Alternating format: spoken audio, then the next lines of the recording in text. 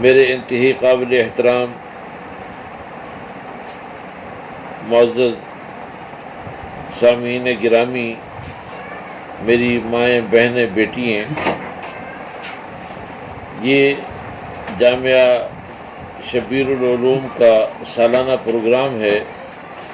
دعا ہے کہ اللہ رب العزت ہمارا مل بیٹھنا اپنے دربار عالیہ میں قبول فرمائے اور اللہ رب العزت ہم سب کے لیے ذریعہ نجات بنا دے۔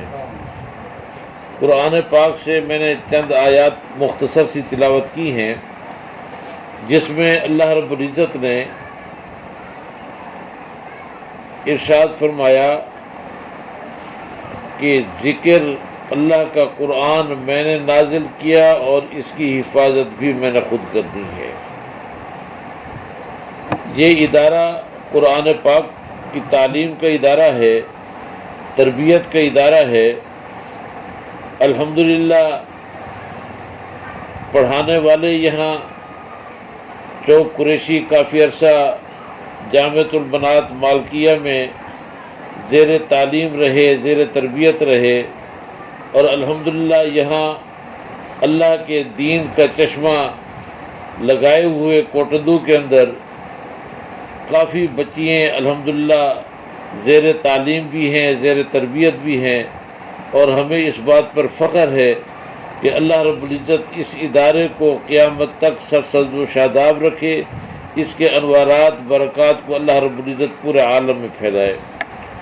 حضرت خواجہ محمد عبد المالک رحمۃ اللہ علیہ ہمارے بزرگ تھے، آپ فرماتے تھے، جیسے مولانا زاہد صاحب نے فرمایا کہ پہلا مدرسہ ماں کی گود ہے، اگر ماں کی تعلیم ہے، ماں کی تعلیم نہیں تو تربیت ہے، تو انشاءاللہ العزیز بچے احمد علی لاہوری پیدا ہوتے ہیں، بچے پیر عبد القادر جیلانی پیدا ہوتے ہیں، بچے بایزید بستامی پیدا ہوتے ہیں، بچے بختیار کاکی پیدا ہوتے ہیں۔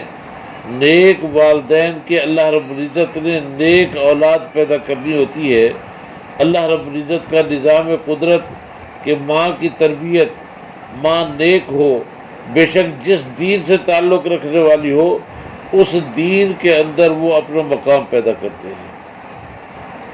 پیران پیر عبد القادر جیلانی محبوب سبحانی رحمۃ اللہ علیہ کے والد کے متعلق آتا ہے کہ انہوں نے دریا کے کنارے جا رہے تھے، جاتے جاتے انہوں نے دیکھا بھوک سے نڈھال ہو رہے تھے، جاتے جاتے دیکھا کہ پانی کے اندر ایک سیب تیرتا ہوا آیا، ان کے قریب جب پہنچا تو انہوں نے کھا لیا۔ کھانے کے بعد یہ احساس بیدار ہوا کہ یہ میں نے سیب نہیں کھایا بلکہ جہنم کے انگارے میں نے اپنے پیٹ میں ڈالے ہیں۔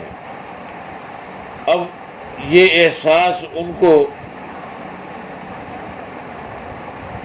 دنیا کے کسی کام کی طرف متوجہ نہیں کر رہا، بلکہ اس طرف توجہ کر رہا ہے کہ اب میں کیسے مالک کو ڈھونڈوں اور کیسے اس سے معافی مانگوں۔ یہ تو بغیر اجازت کے میں نے ایک سیب کا دانہ کھا لیا تو یہ جہنم کے انگارے پیٹ میں ڈالے۔ وہ چلتے چلتے اپنی منزل کو بھول گئے اور باغات کی طرف گئے۔ ان کو احساس ہوا کہ یہ جو سیب تھا یہ اسی باغ کا ہے۔ اب انہوں نے جا کے چوکیدار سے پوچھا کہ میاں اس کے سیب میں نے کھا لیے، پانی میں تیرتا ہوا آ رہا تھا، اب خدا کے لیے میں معافی مانگنے کے لیے آیا ہوں، اگر کہتے ہو تو میں اس کے پیسے دینے کو تیار ہوں۔ انہوں نے کہا یہ حق میرا نہیں، اس کے مالک بغداد میں رہتے ہیں، آپ ان سے رابطہ کریں۔ جب وہاں بغداد میں سفر کرتے کرتے کرتے اور پیدل کا سفر تھا، بغداد شریف پہنچے تو وہاں ڈھونڈتے ڈھونڈتے وہاں تک پہنچ گئے اور جا کے دستک دی۔ انہوں نے کہا، ان کو ساری صورتحال بتائی کہ میں ایسے آ رہا تھا، سیب پانی میں تیرتا ہوا آیا، وہ میں نے کھا لیا، پھر مجھے احساس ہوا کہ یہ سیب میں نے نہیں کھایا بلکہ جہنم کے انگارے میں نے پیٹ میں ڈالے، تو اب اس کا تدارک کیا کرنا ہے؟ تو دل میں خیال آیا کہ اس کا مالک ڈھونڈو۔ پھر میں باغ میں گیا، باغ سے آپ کو پتہ ملا اب مہربانی کریں مجھے معاف کر دیں۔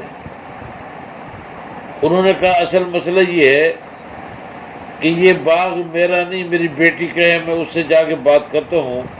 جب گھر پہنچے تو بیوی کو کہا کہ دیکھو اللہ سے اتنے عرصے سے ہم مانگ رہے تھے کہ اللہ نیک صالح ہمیں داماد عطا فرما، خالق کائنات نے وہ انتظام کر دیا۔ اب واپس گئے اور ان کو جا کے کہا کہ دیکھو سیب ایک شکل میں تمہیں معاف ہوگا کہ تم میری بیٹی کو اپنے نکاح میں لے لو، لیکن یہ سن لینا کہ میری بیٹی وہ آنکھوں سے اندھی ہے، کانوں سے بہری ہے، زبان سے گونگی ہے، ہاتھوں سے معذور ہے، پاؤں سے معذور ہے، چلنے پھرنے کے قابل نہیں، وہ لوتھڑے کا لوتھڑا ہے، لیکن تجھے ایک شکل میں معافی ہو سکتی ہے کہ تو اس کو اپنے نکاح میں لے لے۔ اب یہ حیران پریشان کہ میں ساری زندگی اللہ کی عبادت کروں گا، ریاضت کروں گا، مجاہدہ کروں گا یا اس لوتھڑے کی خدمت کروں گا۔ اللہ اکبر کبیرہ۔ اب اس سوچ میں پڑ گئے، لیکن پھر سوچا کہ یہ اذیت تو آسان ہے، دنیا کی اذیت ہے، جہنم کی آگ بڑی مشکل ہے، بڑی کٹھن مرحلہ ہے، تو وہاں زندگی گزارنا مشکل ہوگا، لہذا اسی لوتھڑے کو میں قبول کرتا ہوں۔ اب انہوں نے کہا جی ٹھیک ہے، اگر کوئی اور شکل بن سکتی ہے میں محنت مزدوری کر لوں گا تمہارے باغ میں پیسے دینے کو تیار ہوں، لیکن آپ مہربانی کریں کہ مجھے معاف کر دیں۔ انہوں نے کہا ایک ہی شکل ہے کہ لڑکی کو قبول کر لو۔ اب لڑکی کو تیار کیا گیا، جب ان کو لے جایا گیا، ایجاب قبول ہو گیا، نکاح ہو گیا، تو ساتھ جا کے بٹھایا تو انہوں نے اپنے رخ پھیر لیا، تو ان کو کہا یہ آپ کی بیوی ہے۔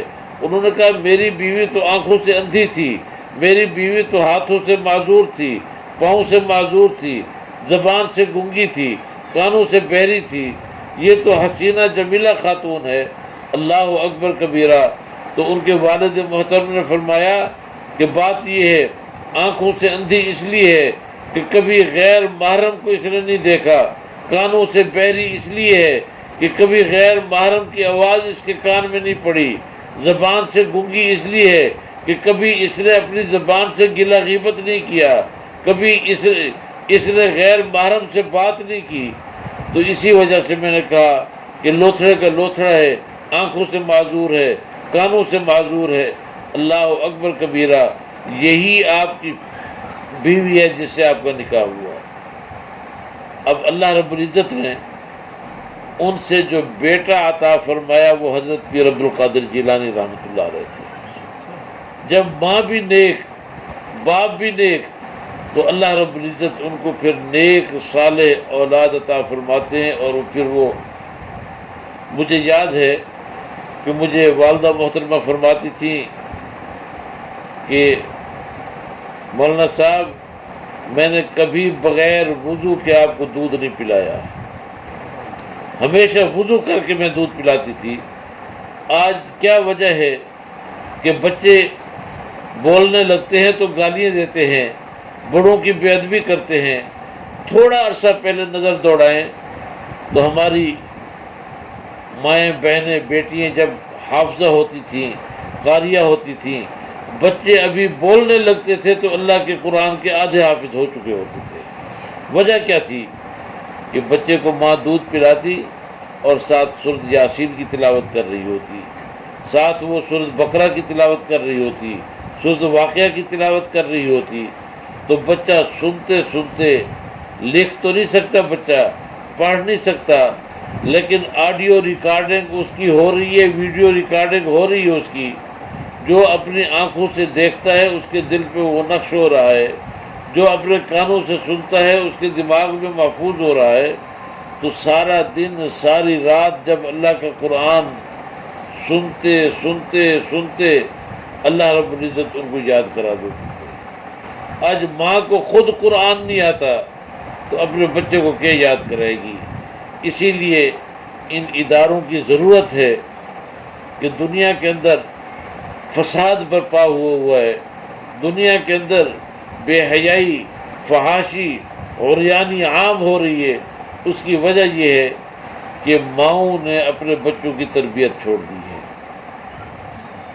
آپ دیکھیں کہ دین اسلام کے اندر ہر جگہ خاتون کی قربانی، ہر جگہ، بلکہ میرے پیارے پیغمبر امام الانبیاء محمد رسول اللہ صلی اللہ علیہ وسلم جب معراج سے واپس تشریف لائے تو آپ نے فرمایا کہ میں نے جنت کا نظارہ کیا، میں نے جہنم کا نظارہ کیا، مجھے ساتوں آسمانوں پر انبیاء علیہ السلام کی ملاقاتیں ہوئیں، 1,24,000 کم و بیش انبیاء علیہ السلام مسجد اقصی میں جمع تھے، اور جب جنت اور جہنم کا نظارہ کیا تو جہنم کے اندر زیادہ مجھے خواتین نظر آئیں۔ اللہ اکبر کبیرہ۔ تو حضرت اما عائشہ رضی اللہ تعالیٰ عنہ نے یہ پیغام آگے فارورڈ کیا، آگے پہنچایا، تو وہاں سے ریئیکشن ہوا۔ حضرت اما عائشہ رضی اللہ تعالیٰ عنہ کی خدمت میں آ کے عرض کیا گیا کہ اے اما عائشہ، جیسے خواتین گناہ کرتے ہیں تو مرد بھی تو اسی طرح گناہ کرتے ہیں، تو پھر جہنم کے اندر خواتین کیوں زیادہ؟ حضرت اما عائشہ رضی اللہ تعالیٰ عنہ حضور علیہ السلام کی خدمت میں حاضر ہوئیں کہ یا رسول اللہ، ایسے ایسے خواتین یہ استفسار کر رہی ہیں، پوچھ رہی ہیں، سوال کر رہی ہیں کہ جیسے خواتین گناہ گار ہیں اسی طرح مرد بھی تو گناہ گار ہیں، عورتیں گناہ کرتی ہیں تو مرد بھی تو گناہ کرتے ہیں، اس کی کیا وجہ کہ جہنم کے اندر عورتیں زیادہ؟ اللہ اکبر کبیرہ۔ میرے پیارے پیغمبر فرماتے ہیں عائشہ، خواتین اس لیے زیادہ جہنم میں دکھائی دی گئی کہ خواتین کے اندر حرص کا مادہ بہت زیادہ ہے، ناشکری کا مادہ بہت زیادہ ہے۔ اپنے گھر کے اندر آئیں، 5 سال سے اپنے گھر میں رہیں، صبح بھی گوشت، شام بھی گوشت، صبح بھی اچھا کھانا، شام بھی اچھا کھانا، دوپہر میں بھی اچھے ان کا اکرام کیا گیا۔ 5 سال بہترین گزرے، ایک وقت میں اگر خدا نہ خواستہ کی نمک کی کمی بیشی ہو گئی تو فوراً یہ جملہ ہوتا ہے کہ منع کے ابے، میں نے تیرے گھر میں آ کے دیکھا کیا ہے، فلانے کے ابو میں نے تیرے گھر میں آ کے دیکھا کیا ہے، میں تو اپنے گھر میں خوشحال تھی، بے شک اپنے گھر میں لسی بھی نہ ملتی ہو، لیکن یہاں آ کے 5 سال بہترین گزارے اور ایک وقت میں صرف 5-10 روپے کا نمک نہیں تھا تو فوراً 5 سال پر پانی پھیر دیا کہ تیرے گھر میں آ کے دیکھا کیا ہے، میں نے تیرے گھر میں سوائے پریشانی کے اور کیا دیکھا، تیرے گھر میں ہمیشہ میں نے دکھ جھیلا۔ اللہ اکبر کبیرہ۔ تو ناشکری کا مادہ خواتین میں زیادہ، جس کی وجہ سے میرے پیارے پیغمبر نے فرمایا کہ میں نے خواتین کو سب سے زیادہ جہنم میں پایا ہے۔ اسی لیے دوسری ایک مرض عام ہے ہمارے اندر کہ 2 خواتین جب بیٹھیں گی تو خاموش نہیں بیٹھیں گی۔ وہ ہمارے ایک استاد محترم تھے، وہ فرماتے تھے کہ یہ ممکن ہے کہ انسان کے سر پہ سینگ اگ گئے، یہ ناممکن ہے کہ 2 خواتین بیٹھیں اور چپ بیٹھیں، یہ ناممکن ہے۔ تو اسی لیے بولنے میں احتیاط کرنی چاہیے، گلہ غیبت سے احتیاط کرنی چاہیے۔ بہت ساری ایسی چیزیں ہیں کہ اسی زبان کی وجہ سے انسان جہنم میں جائے گا۔ اللہ رب العزت ہم سب کو محفوظ فرمائے۔ دیکھیں پیارے پیغمبر صلی اللہ علیہ وسلم کے دور کو دیکھیں کہ حضرت خدیجۃ الکبریٰ رضی اللہ تعالی عنہا کی قربانیاں دیکھیں کہ ایک دن حضرت ام عائشہ نے پوچھا کہ یا رسول اللہ، پہلی بیوی بھی آپ کو یاد آتی ہیں؟ آپ اشک بار ہو گئے اور فرمایا کہ خدیجہ کی قربانی میں جب دیکھتا ہوں تو میرے بے ساختہ میری آنکھوں سے آنسو نکل آتے ہیں کہ اس دور میں، جس دور میں مجھے سلام کرنے والا کوئی نہیں تھا، جس دور میں میری مخالفت عام تھی، اللہ اکبر کبیرہ، اس دور میں خدیجہ کی قربانی دیکھ کے میں اشک بار ہو جاتا ہوں اور میرا غم تازہ ہو جاتا ہے۔ حضرت سمیہ کی قربانی دیکھیں، اللہ اکبر کبیرہ، کہ ایک ٹانگ کے ساتھ ایک اونٹ باندھ دیا گیا، دوسری ٹانگ کے ساتھ دوسرا اونٹ باندھ دیا گیا، اس کو ایک طرف دوڑا دیا گیا، دوسری کو دوسری طرف دوڑا دیا گیا۔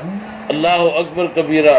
ذرا دین اسلام میں خواتین کی قربانی دیکھیں، میرے پیارے پیغمبر نے جیسے سوال کیا کہ وہ لوگوں، بیت المال خالی ہے، بیت المال میں جو کچھ جمع کرا سکتے ہو جمع کراؤ، اس لیے کہ میدان جنگ کے اندر بڑی سخت ضرورت ہے۔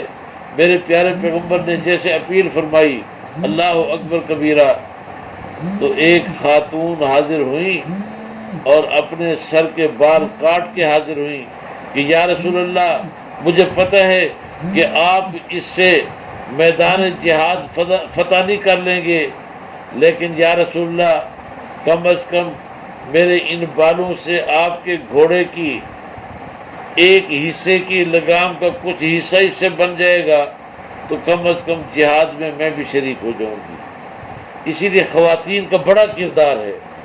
ہمیں کوشش کرنی چاہیے کہ سب سے پہلے ماں اپنی اولاد کی اچھی تربیت کرے، ماں خود تربیت یافتہ ہو، خود نماز پڑھے، بچوں کو نماز کا عادی کرے، خود گلے غیبت سے بچے، اپنی اولاد کو بچائے، اس لیے کہ ماں کی تربیت ہوگی تو آگے اولاد کی اچھی تربیت کرے گی۔ میرے دوستوں، میرے بزرگوں، میری ماؤں، میری بہنوں، ہمیں چاہیے کہ اصل اگر ہم سکون چاہتے ہیں کہ ہمارے گھروں کے اندر سکون ہو، آج بے چینی ہے، بے قراری ہے، غریب بھی پریشان، امیر بھی پریشان، جب ہمارے گھروں کے اندر سکون ہوگا تو پھر انشاءاللہ اللہ تعالیٰ کی رحمتیں برسیں گی۔ سکون کیسے آئے گا؟ گھروں کے اندر اللہ کی رحمتیں کیسے برسیں گی؟ کہ جب گھروں کے اندر قرآن پاک کی تلاوت ہوگی، جب گھروں کے اندر نماز ہوگی، جب گھروں کے اندر اللہ کا ذکر ہوگا، اللہ کا نام بلند ہوگا، شیطان دور بھاگ جائے گا، پھر اللہ رب العزت کی رحمتوں کا نزول ہوگا۔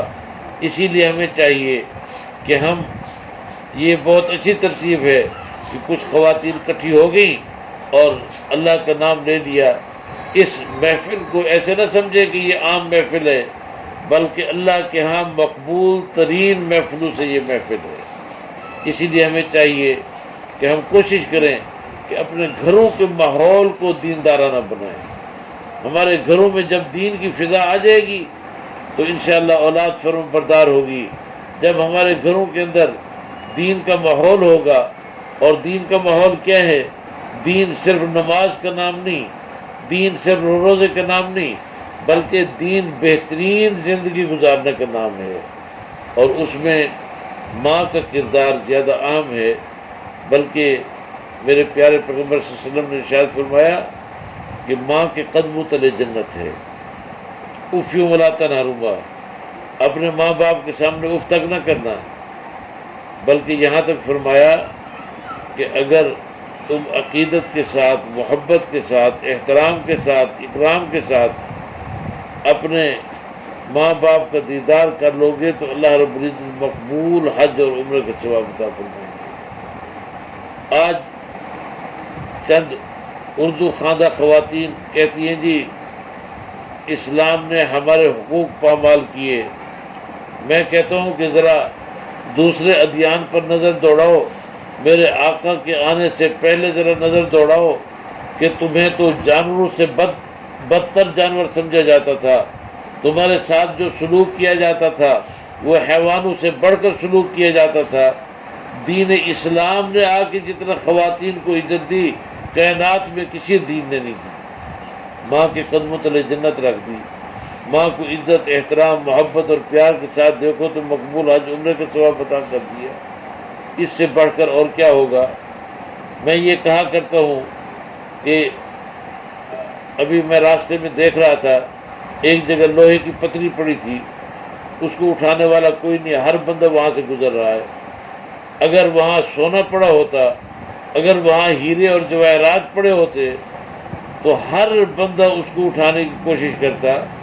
تو خواتین کو اللہ رب العزت نے اسے ہیرے کی طرح بنا دیا کہ تم گھر میں رہو، با پردہ رہو. اور بلکہ ہمارے شیخ فرماتے تھے کہ جیسے اللہ نے فرمایا اے ایمان والو، یا ایھا الذین آمنوا کلوا حلالا طیبا، اے ایمان والو کھاؤ تم حلال اور پاکیزہ. حلال ضد ہے حرام کی، پاک ضد ہے ناپاک کی. تو حلال، ہمارے شیخ فرماتے تھے حلال کما کے لانا یہ مرد کا کام ہے، آگے اس کو پاک بنا کے کھلانا وہ عورت کا کام ہے. جب پیٹ کے اندر رزق حلال ہوگا، زبان پر صدق مقال ہوگا، تو پھر انشاءاللہ اس گھر کے اندر اللہ کی رحمتوں کا نزول ہوگا. اسی لیے ہمیں چاہیے کہ ہم اپنے گھروں کے اندر ادب سیکھیں، ادب سکھائیں، بچوں کو باادب بنائیں. تو انشاءاللہ العزیز پوری دنیا کے اندر انقلاب برپا ہو سکتا ہے. پیارے پیغمبر صلی اللہ علیہ وسلم نے آ کے جب محنت کی، اس میں صحابہ کرام، صحابیات سب نے میرے پیارے آقا کی بات کو صرف سنا نہیں بلکہ مانا اور اس پر عمل کیا. اور پھر یہی وجہ ہے کہ آج وہ خواتین جو 1500 برس پہلے دنیا سے رخصت ہو گئی، آج بھی ان کا نام حضرت اماں عائشہ کے نام سے، حضرت سمیہ کے نام سے، حضرت سارہ کے نام سے، حضرت آسیہ کے نام سے، حضرت خدیجۃ الکبریٰ کے نام سے، مختلف ناموں سے آج بھی انسان نام لیتے ہوئے ان کا احترام، عزت دل میں آ جاتی ہے. وجہ کیا ہے؟ کہ ان کی دین کے ساتھ نسبت تھی. اسی لیے میری ماؤں، بہنوں، بیٹیوں، ہمیں چاہیے کہ ہم اپنا وقت، یہ جو موبائل والی لعنت آ گئی ہے، اس نے آ کے ہمارے گھروں میں فساد برپا کر دیا. میرے پیارے پیغمبر امام الانبیاء محمد رسول اللہ صلی اللہ علیہ وسلم نے 1500 برس پہلے ارشاد فرمایا تھا کہ میری امت پر ایک وقت آئے گا کہ ہر گھر کے اندر ناچ گانا ہوگا، ہر گھر کے اندر ناچ گانا ہوگا.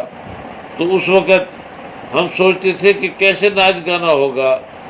آج موبائل نے آ کے ثابت کر دیا کہ ہر گھر کے اندر ناچ گانا شروع ہو چکا ہے. اسی لیے جیسے شیطانی محنت، دنیا کفر کی محنت عام ہو رہی ہے، ہمیں بھی اس محنت کو عام کرنا چاہیے، دین اسلام کی محنت کو عام کرنا چاہیے. اپنے بچوں کو اللہ کے قرآن کا عادی بنانا چاہیے، اور روزانہ 5 منٹ 10 منٹ بیٹھ کر اپنے بچوں کو قرآن پاک کی ایک آیت، اس کا ترجمہ، یا حدیث اس کا ترجمہ، یا زیادہ نہیں تو فضائل اعمال اٹھا لیں، یا کسی بزرگ کے واقعات پڑھ لیں. تو اس طریقے سے بچوں کو سنائیں گے، انشاءاللہ العزیز اس گھر کے اندر اللہ کی رحمت ہوگی. دوسری بات کہ آج منافرت کا دور ہے، ہر بندہ ایک دوسرے سے نفرت کرتا ہے.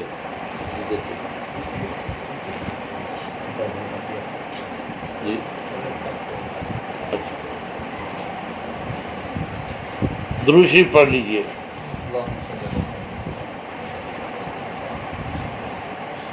میرے پیارے پیغمبر صلی اللہ علیہ وسلم کا فرمان، آج سائنس ترقی کر رہی ہے اور مشاہدات کا دور ہے، ریسرچ کا دور ہے.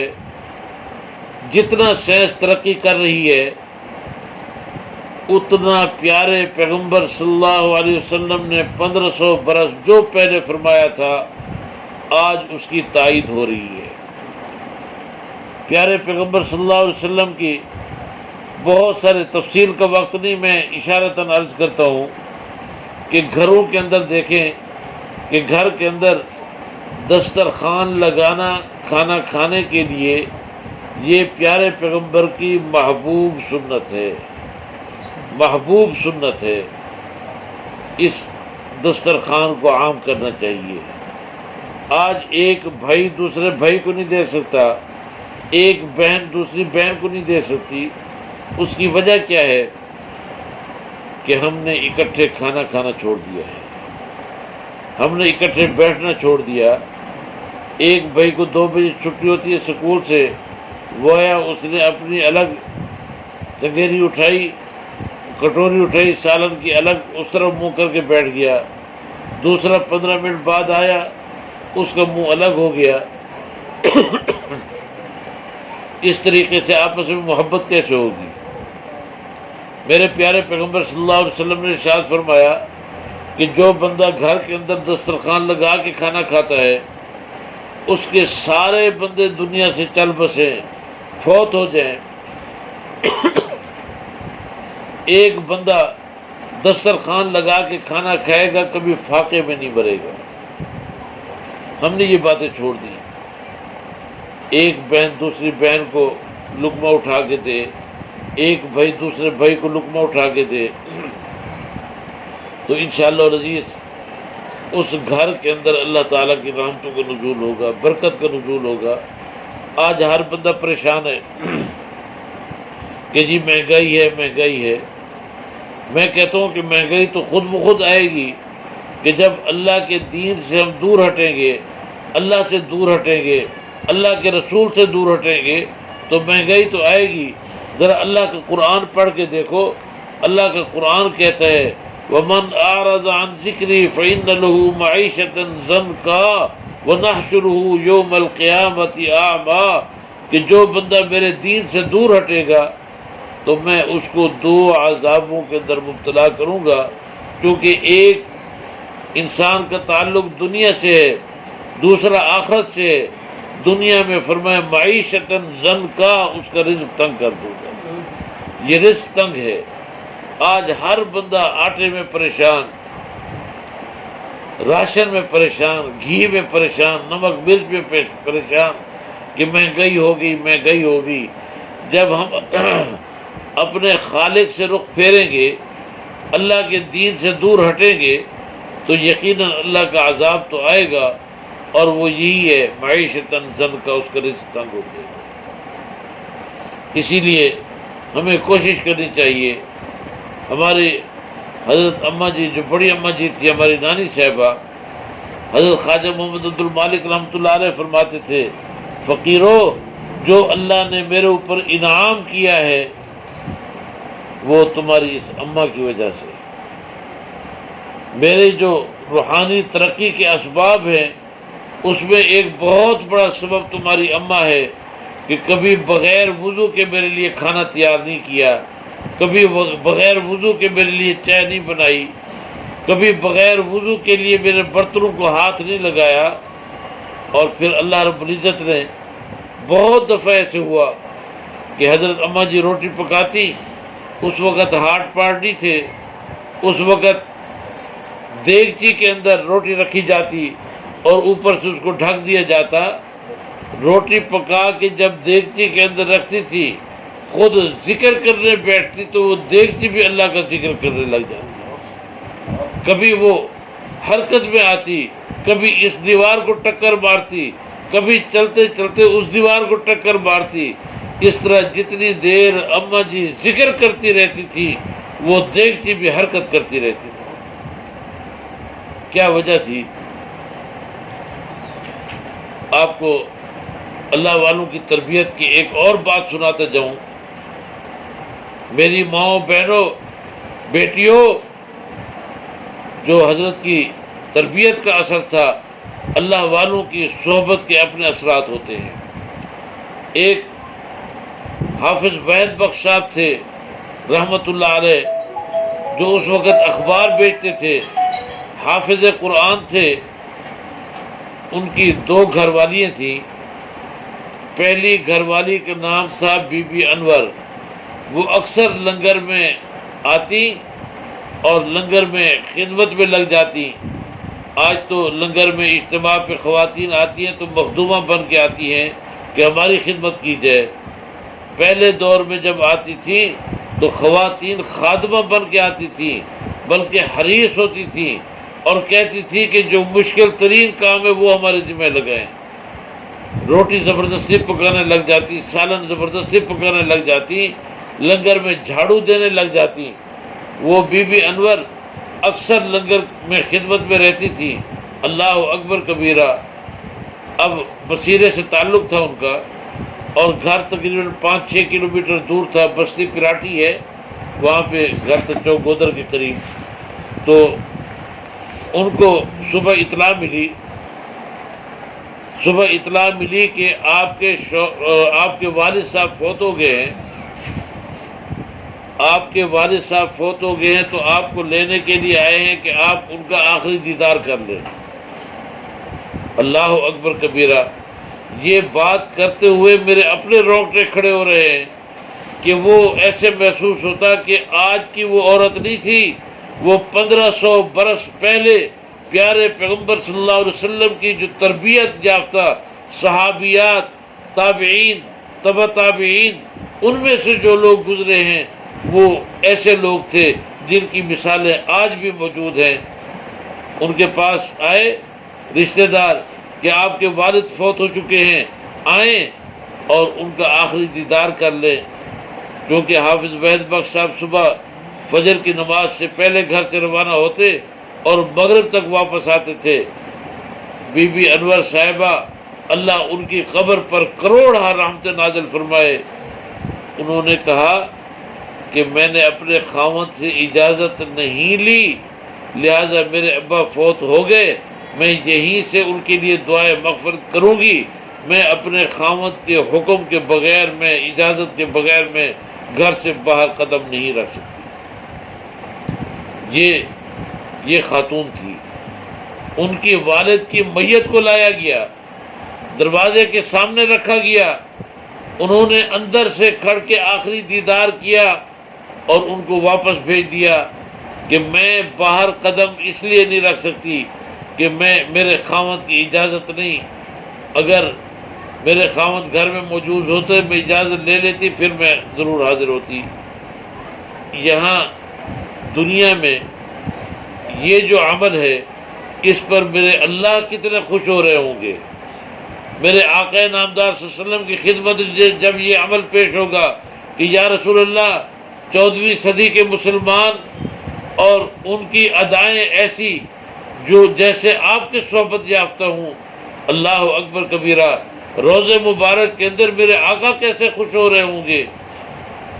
یہ وہ عمل ہے کہ جس سے اللہ خوش ہوتے ہیں، لیکن سینے پر پتھر رکھنا پڑتا ہے۔ خاوند جس کو میرے پیارے پیغمبر فرمائے کہ اگر اللہ کے علاوہ کسی کو سجدہ لائق ہوتا تو میں بیوی کو حکم کرتا کہ اپنے خاوند کو سجدہ کرو۔ اور آج کیفیت کیا ہے کہ خاوند بیچارے، پچھلے دنوں ایک پروگرام تھا کہ کچھ لوگوں نے خواتین کے حقوق پامال ہو رہے ہیں، خواتین کی شہادت آدھی ہے، خواتین کی وراثت آدھی ہے، تو لہذا خواتین کے حقوق کی بات کی جائے۔ مجھے بلایا گیا تو میں نے کہا خواتین کے حقوق کی بھی ضرور بات ہونی چاہیے، لیکن جو مظلوم مرد بیٹھے ان کے حقوق کی بھی بات ہونی چاہیے۔ آج خواتین بے ادب ہو گئیں، خواتین اپنے خاوند کی نافرمان ہو گئیں، جبکہ میرے پیارے پیغمبر نے فرمایا کہ اگر خاوند کا کہنا نہیں مانے گی تو اس پر اللہ کی لعنت برستی رہے گی۔ میں نے کہا یہ تو پیارے پیغمبر صلی اللہ علیہ وسلم نے ہمیں 1500 سال پہلے ارشاد فرمایا۔ اور پھر جو قیمتی چیز ہوتی ہے اس کو دراز میں رکھا جاتا ہے، جو قیمتی ہیرے ہوتے ہیں ان کو روڈوں پر نہیں پھینکا جاتا، ردی کو روڈوں پر پھینکا جاتا ہے۔ پیارے پیغمبر صلی اللہ علیہ وسلم نے تو عورت کو وہ مقام عطا فرمایا کہ اگر تو نے جنت ڈھونڈنی ہے تو ماں کے قدم تلے ڈھونڈ۔ اللہ رب العزت نے خواتین کو یہ مقام عطا کیا، تو خواتین بھی اپنے مقام کو پہچانیں کہ اللہ رب العزت نے پہلی درسگاہ آپ کو بنا دیا۔ آپ خود نماز پڑھیں، با ادب بنیں اور اپنے بچوں کو با ادب بنائیں، تو پھر انشاءاللہ آپ کے بچے بھی پیر عبد القادر جیلانی بنیں گے، بایزید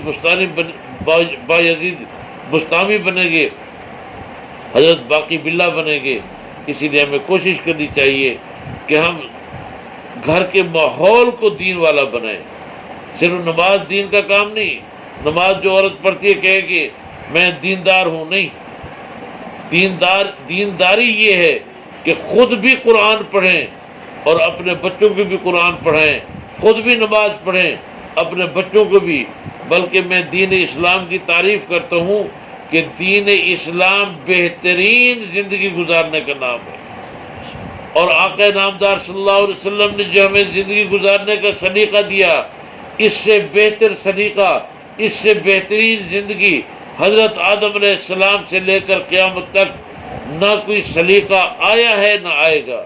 اسی لیے ہمیں چاہیے کہ ہم قرآن پاک سے رہنمائی لیں، اپنے بچوں کو قرآن پڑھیں، اپنے بچیوں کو قرآن پڑھیں، اور یہ قرآن ایسی نسبت والی چیز ہے، اللہ اکبر کبیرہ۔ ہم تو سنتے ہیں کہ صرف آقا نامدار صلی اللہ علیہ وسلم اپنی امتی کی شفاعت کریں گے، لیکن میرے دوستوں، میرے بھائیوں، میری بہنوں، میری بیٹیوں، میرے پیارے پیغمبر نے فرمایا اب رمضان مبارک قریب آ رہا ہے، ایک دو دن میں، میرے خیال ہے کل شام کو چاند نظر آ جائے گا یا پرسوں۔ میرے پیارے پیغمبر تو رمضان کے آنے سے 2 مہینے پہلے سے انتظار بھی شروع کر دیتے تھے، اہتمام بھی شروع کر دیتے تھے رمضان کے استقبال کے لیے۔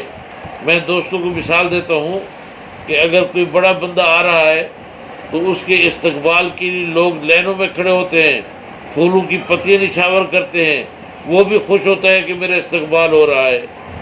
اور اگر مہمان آئے، آگے میزبان خراٹے مار رہا ہو، میزبان انگڑائیاں لے رہا ہو، میزبان ماتھے پہ پل دے کر اور ان کو مل رہا ہو، تو مہمان کیا سمجھے گا؟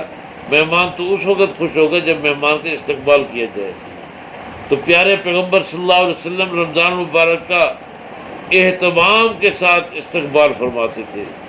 رجب کا چاند نظر آتا تو فوراً، میں اختصار کے ساتھ عرض کرتا ہوں کہ میرے پیارے پیغمبر صلی اللہ علیہ وسلم نے فرمایا کہ جس بندے پر جہنم واجب ہوگی، جس بندے پر جہنم واجب ہوگی، 2 ایسے جھگڑالو اللہ کے سامنے پیش ہوں گے کہ جب تک اس کو جنت میں داخل نہیں کرائیں گے پیچھے نہیں ہٹیں گے۔